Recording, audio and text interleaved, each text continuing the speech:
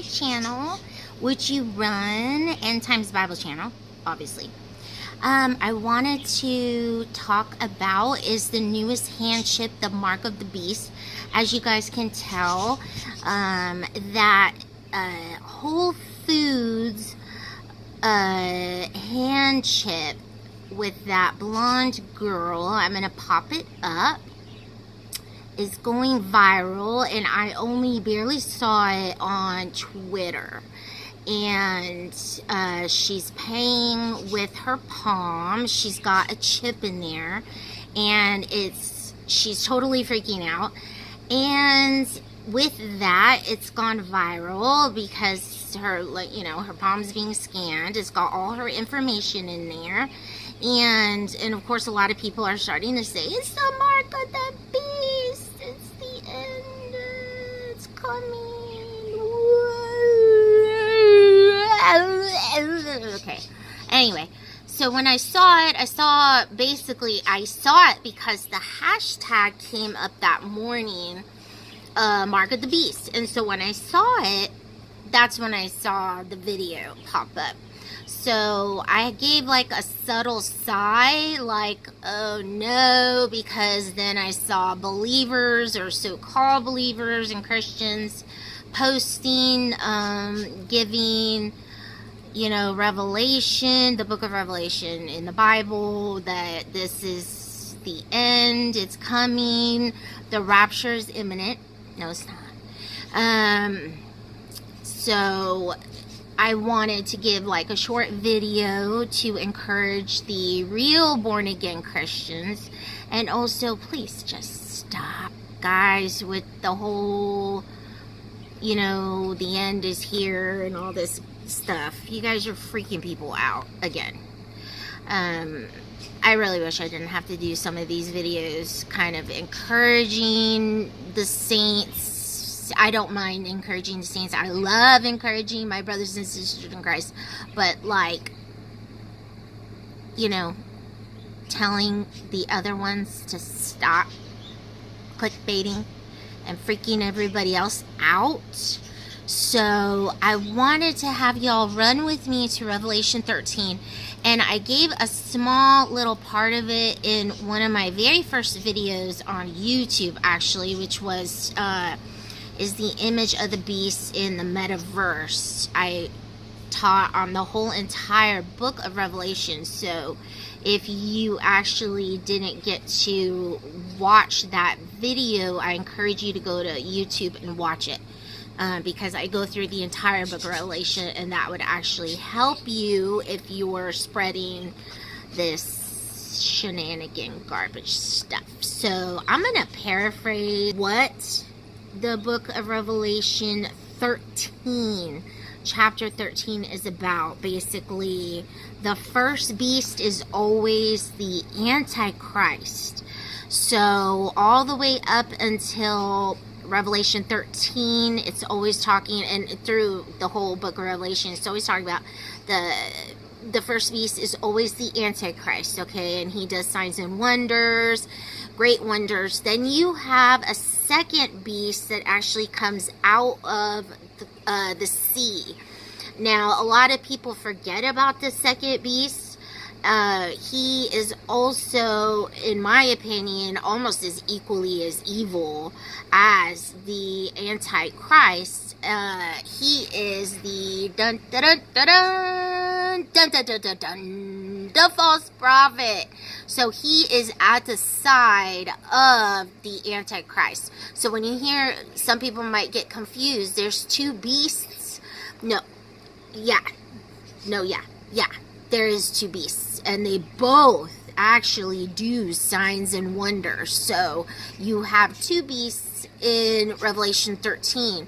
But the second beast, he actually does signs and wonders, and he's deceiving the people on the earth, because when he's doing these signs and wonders, he's telling them to worship the first beast. So he's telling them, worship the Antichrist, okay?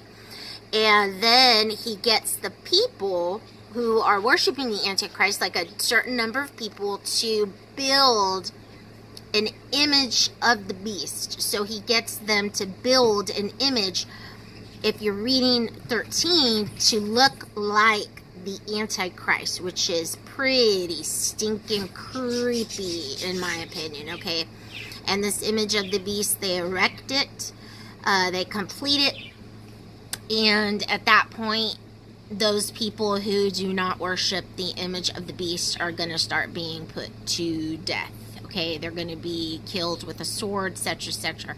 But I wanted to go down, if you're in your Bible, go down to Revelation 13, verse 14, and it's talking about the false prophet, okay? And he deceiveth them that dwell on the earth by the means of those miracles, okay, which he had power to do in the sight of the beast. So he's talking about he had power to do these miracles in the sight of the beast, which is the Antichrist, saying to them that dwell on the earth that they should make an image to the beast, which is what I was just talking about, which had the wound by a sword and did live. At this point, the Antichrist had a wound by a sword, so somebody came and tried to or did kill him. I'm sorry.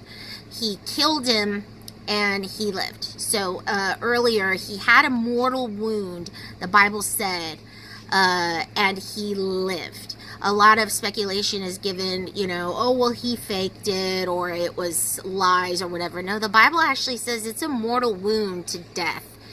There's no proof that the Antichrist is lying at this point. At this point, he actually is possessed by Satan. So he actually lives, okay? Verse 15, and he had power to give life unto the image of the beast, which was what I was just talking about, that the image of the beast should both speak and cause that as many as would not worship the image of the beast to be killed, okay? And verse 16, here is what's important, what I'm talking about. And he causeth all, both small and great, rich and poor, free and bond, which is everybody on the earth, to receive a mark in their right hand or in their foreheads, and that no man might buy or sell save he that had the mark or the name of the beast or the number of his name. Here is wisdom. Let him that hath understanding count the number of the beast, for it is the number of a man, and his number is 666. That's the end of the chapter, which is 666.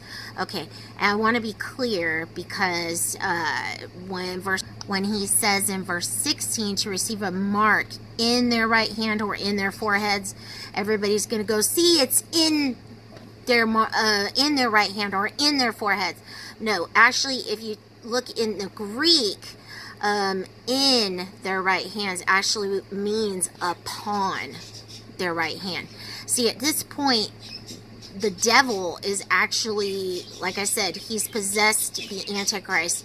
This is a mark upon your skin, and he is actually branding you, or whoever's picking the side of the Antichrist, he's branding you almost like cattle.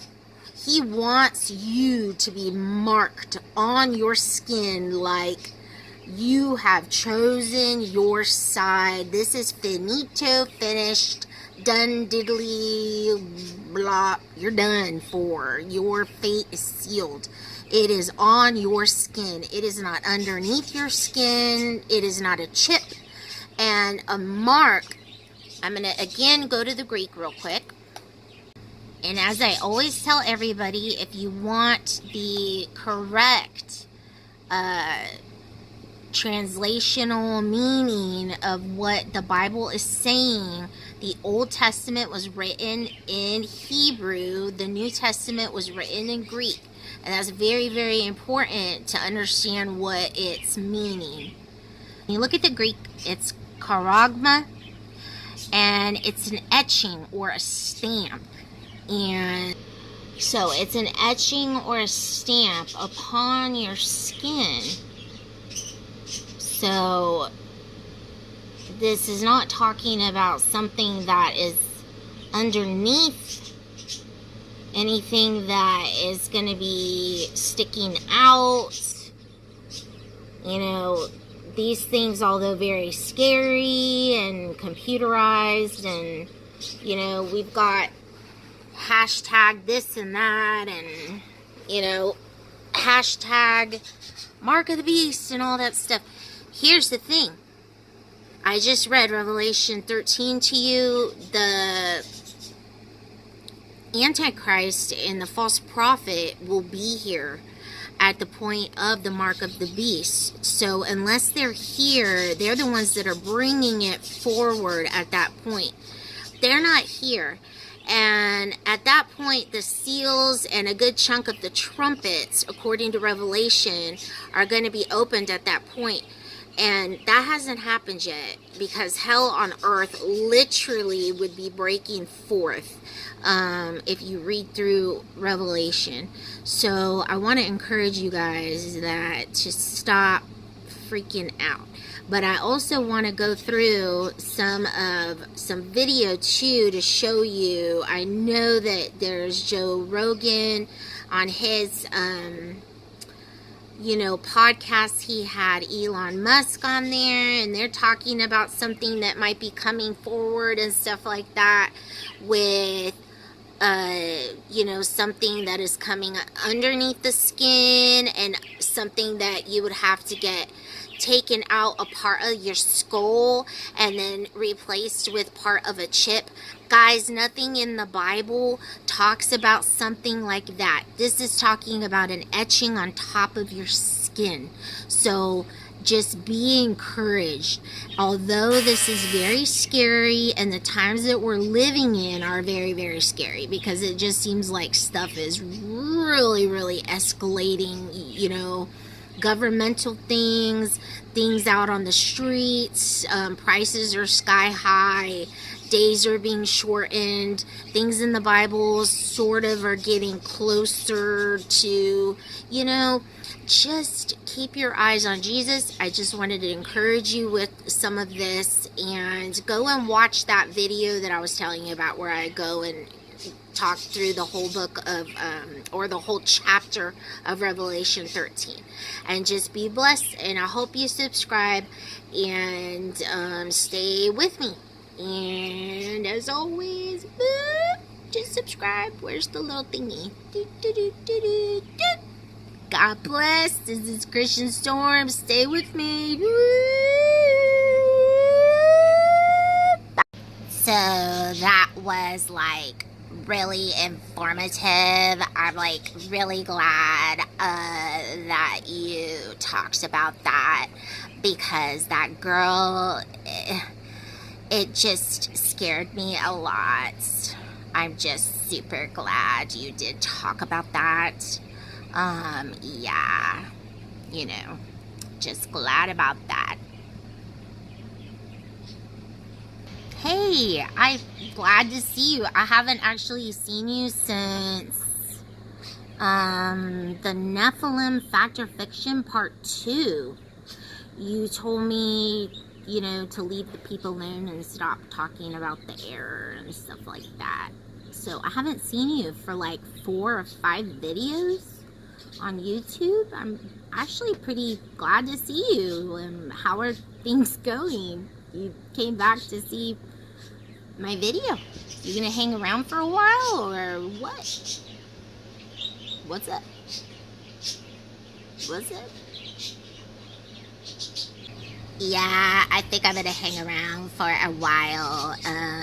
Well, I was honestly really, really mad with you after the Nephilim thing, and you know, I went back home and I just started reading my Bible. And it was exactly as you said it was. And I don't know how I missed it, but it was just me reading my Bible like I should have. And it was really good, and now I just can't read it enough. I'm reading it all the time. So yeah, I'm just super glad. So thank you for helping me. And yeah, I'm just gonna totally, you know, stay and listen some more. And this is really good. I'm glad that you talked about this. And no, the Antichrist and false prophet are not here. But thank you. And I'll be sharing this video and giving it a like. And I already subscribed. So, thank you. Wow, thanks. Sounds good. I guess I'll see you around. Be blessed. Wow, guys. She really was mad at me, I think, the last time. Or annoyed with me, I guess. But, so, take care. Like and subscribe. Share. Boo.